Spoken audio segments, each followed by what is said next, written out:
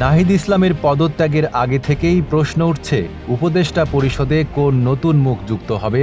আন্দোলনে নেতৃত্ব দেওয়া কেউ যোগ দেবেন নাকি অন্য অঙ্গনের পরিচিত কোনো মুখ? অবশেষে সব জল্পনার অবসান ঘটিয়ে অন্তর্বর্তী সরকারের নতুন উপদেষ্টা হিসেবে দায়িত্ব নিচ্ছেন শিক্ষা মন্ত্রণালয়ের বিশেষ সহকারী অধ্যাপক doctor M Aminul Islam. 5ই March সকালে বঙ্গভবনে তিনি শপথ নেবেন। এই তথ্য নিশ্চিত করেছেন ডক্টর এম আমিনুল ইসলাম নিজেই। আমিনুল ইসলাম রাজশাহী বিশ্ববিদ্যালয়ের পদার্থবিজ্ঞান বিভাগের অবসরপ্রাপ্ত অধ্যাপক।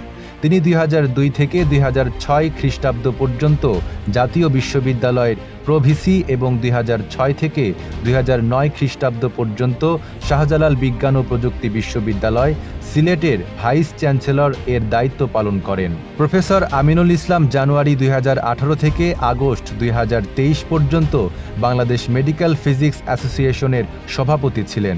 আগস্ট 2016 থেকে অদ্যাবধি টিএমএসএস এর অ্যাডভাইজার এবং জুলাই 2021 থেকে টিএমএসএস ক্যান্সার কেয়ার সেন্টার বাস্তবায়নের জন্য স্টিয়ারিং কমিটির ভাইস চেয়ারম্যান ও চিকিৎসা শুরু হবার পর ম্যানেজমেন্ট কমিটির ভাইস চেয়ারম্যান হিসাবে অদ্যাবধি দায়িত্ব পালন করে আসছেন।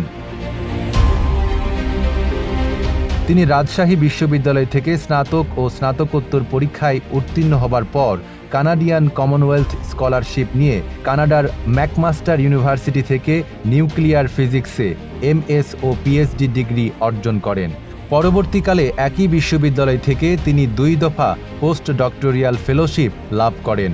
1999 ও 2001 খ্রিস্টাব্দে তিনি যুক্তরাষ্ট্রের ওকরিজ ন্যাশনাল ল্যাবরেটরিতে ভিজিটিং স্কলার হিসেবে গবেষণা করেন। প্রফেসর ইসলাম 1995 খ্রিস্টাব্দে রাজশাহী বিশ্ববিদ্যালয় শিক্ষক সমিতির সভাপতি ও 1996 খ্রিস্টাব্দে বাংলাদেশ বিশ্ববিদ্যালয় শিক্ষক সমিতি ফেডারেশনের সভাপতি নির্বাচিত হন।